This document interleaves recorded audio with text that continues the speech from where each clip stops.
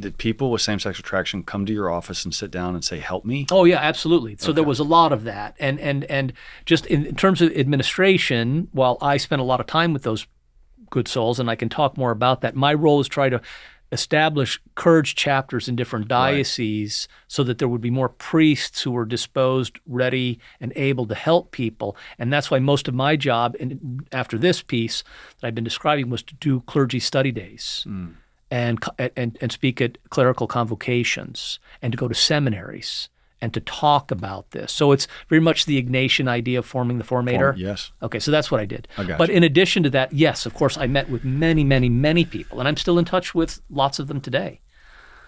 So, what's that like? You have, I guess, predominantly men, probably some women, but you have a man coming. Like, what's like? You hate to say a typical situation, but what's a typical situation? Well, there's a range of things, and that's one of the reasons why using the word homosexual as a noun, in my opinion, is an injustice, because there's not one CV, there's not one resume, there's not one template labeling that fits it everybody, right. right? So, in a former time when Father Harvey was starting, those 7 men were either men who had somehow lived an active homosexual life, by which I mean contrary to what's in the Catechism on the Sixth Commandment, or they were men who lived a hidden life, knew that this was a problem, but didn't know where to go or what to do about it. And so they were very heavily burdened by a sense of shame. And this is where the church probably was not really serving well at that time. Although the problem, of course, became more egregious as time passed, and the church has responded. But they didn't know what to do. And so they hid in some ways. So I hesitate to speak about a typical profile, but I would say this. Often, by the time someone would come to see me, or obviously one of our chaplains, there's been a great deal of suffering. And there's been a great deal of sadness. And there's been a great deal of loneliness. And there are also often other attendant problems. And this we know from good psychological data and research, which indicates that substance abuse or sexual abuse have a much greater incidence rate amongst this cohort of the population than the population at large. I think a lot of people would just have the question of how much of this is, for lack of a better phrase, nature or nurture? Yeah. Well, that's a fair question. And like a lot of things, it's more complex than it might initially seem. Now, there isn't any data, and even the American Psychological Association will grant this, that indicates a genetic or hormonal or chromosomal explanation for homosexuality. There's never been anything that's isolated that says that if you have this gene or you have this in your DNA, this is who you're going to be. And there are actually people who are, let's say, in the homosexual movement who don't want that to be the case because they don't want biology to be determinative. They don't want to say, well, I have to be this way because I was born this way. They would rather say, well, no, I chose it, right? I preserve my freedom. So it's interesting how even within that sort of sphere, they resist the idea, right, that it's determined by the genetics, the chromosomes, the hormones, and so on. But having said that, I'm not saying that there is nothing in chromosomes or DNA or genetics that's uninvolved. I'm not saying that at all, because all of those things do in some way contribute to aspects of our personality and character.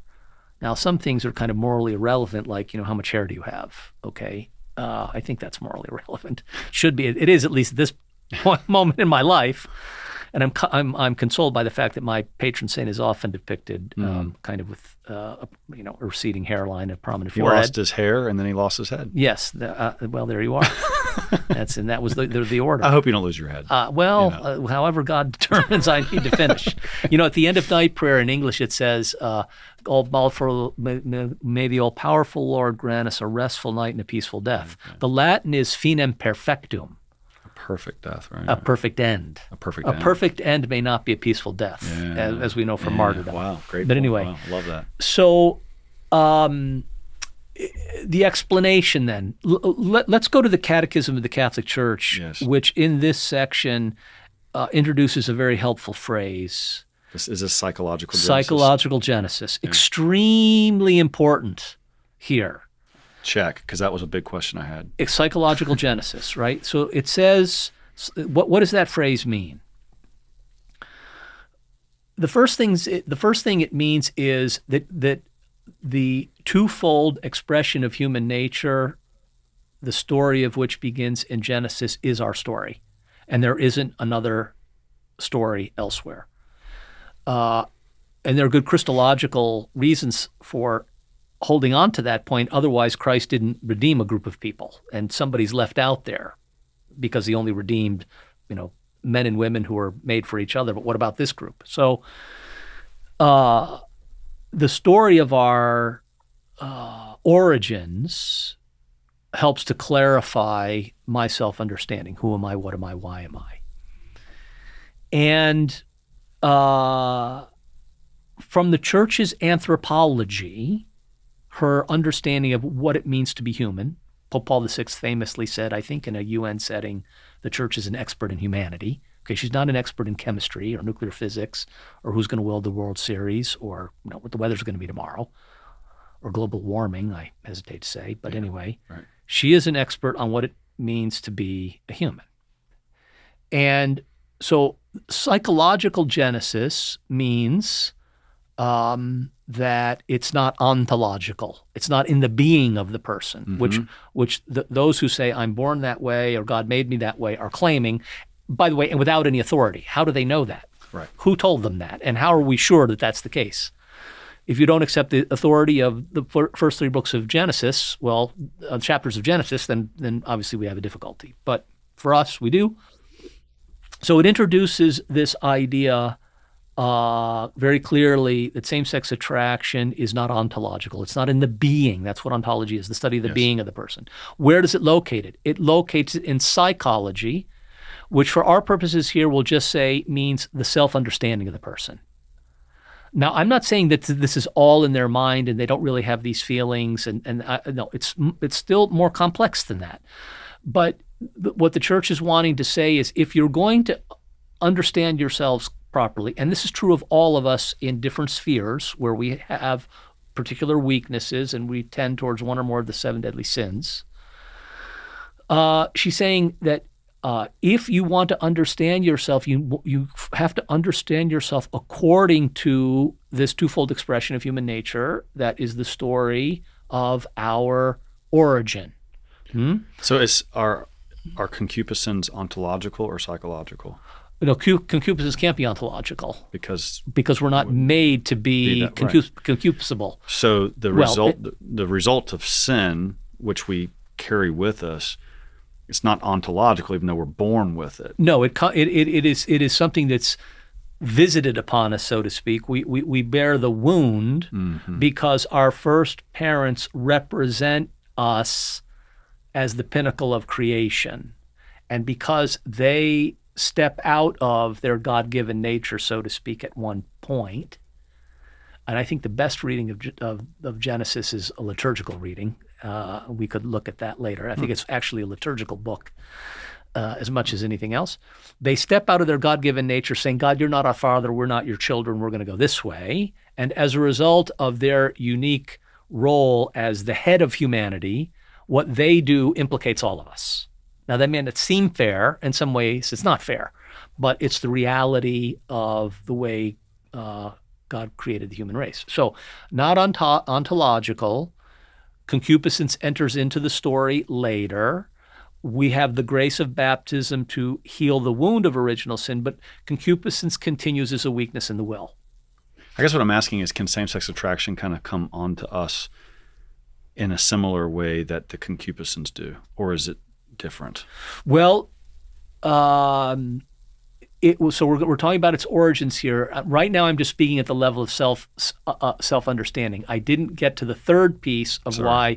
Well, no, it's okay. You've introduced it, and that's fine. The third piece of what this phrase does. So psychological genesis. First, not ontological. Second, in the self-understanding of the person.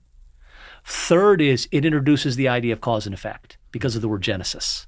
It means it has a beginning somewhere, and it's not beginning in the genes or the chromosomes or the hormones. What is that? Well, here the Catechism doesn't tell us because it can't. The Catechism's work is to do two things: tell us who we are in our humanity and to tell us who we are in Christ.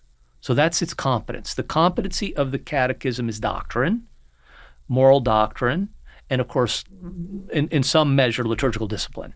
It's not a liturgical book, but it's certainly introducing through its sacramental theology the idea of liturgical discipline. And then there's a chapter on prayer too, which I don't want to minimize. But the role of the Catechism is not to enter into the topic of prudential judgments. Right. That belongs to the human sciences as well as guided by well-formed consciences. Okay, so whether that's just war or capital punishment even, or same-sex attraction, this has another sphere of inquiry, okay? So I think what we can say, Conor, is that there are patterns that repeat themselves. And that's not to put a template on the person, because at the beginning I said I don't want to do that. That's not correct, because each person does have their own story. And I make a mistake if I say, "Oh, you're the homosexual. This is what's happened to you." Well, I don't know that. But from the standpoint of pastoral charity, actually, it's helpful to know that there are such things as patterns, because if I'm sitting here waiting for someone to tell me their story, I can be alert to what I'm hearing or maybe what I don't hear. Not again to force a template, but to be attentive, to be thoughtful about someone, because I have some preparation. You did a lot of preparation for this talk today. I need to do preparation before I can sit down and talk to people who are married in the church and then have a second civil marriage. I need to know something about this before I can thoughtfully say things. Quoting the Catechism to them is not going to be useful, at least in the first instance, necessarily. So the patterns. Okay, let's take a very obvious one, because it's a very sad one, but it's very prominent.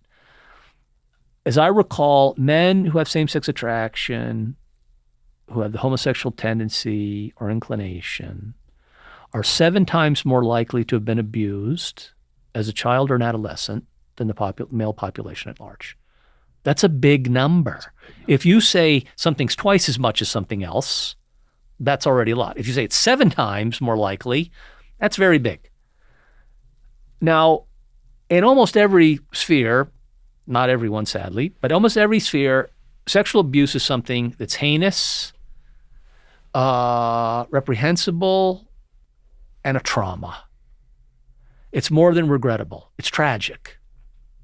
And it's something that can misshape someone's understanding of who they are, of their self-experience, their self-understanding. So is there apparently some connection between men who've been sexually abused and then homosexual activity? Yes, just empirically. I would leave it to the psychological sciences to give us a fuller explanation of why that happens. I could, in sort of layman's terms, talk about it. I think there's a way in which a deficit of an understanding of masculinity leads to an eroticized desire to kind of take something or unite myself with something that I perceive I don't have, the masculine characteristics of another man, but it is eroticized, and I'm now trying to appropriate it in a way that actually is going to do the opposite of what I'm hoping to do. Hey, thanks guys for checking out the Conor Gallagher Show. Please take a moment to like, subscribe, or comment, or whatever you got to do to support it. And I appreciate that very much.